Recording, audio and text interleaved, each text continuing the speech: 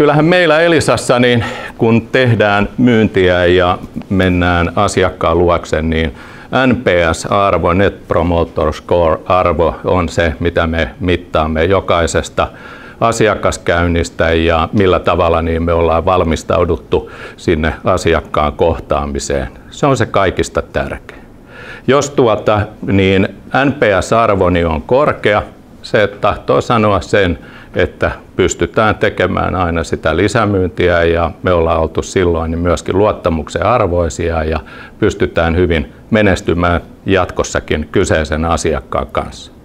Tuodaan paljon uusia palveluja, menestytään näillä uusilla palveluilla, ollaan innovatiivisia, perehdytään meidän asiakkaisiin ja sitä kautta niin osataan tuottaa arvoa niin sinne liiketoiminnan päättäjille ja nimenomaan siihen bisnekseen, missä te olette. Ihmiset, mehän se tehdään.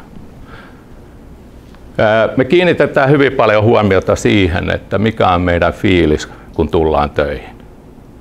Te olette radiostakin kuullut. Eilen aamulla itse asiassa niin haastateltiin radiossa, kun ajeli Keravalta töihin, niin aamu-uutisissa niin professoria, joka mainitsi nimeään muista, että jos tulee hyvällä fiiliksellä töihin, niin tuottavuus on 70% parempi kuin sillä, joka tulee niin kuin, no niin, saan mä nyt töihin ja alan tekee sitä omaa duuniani.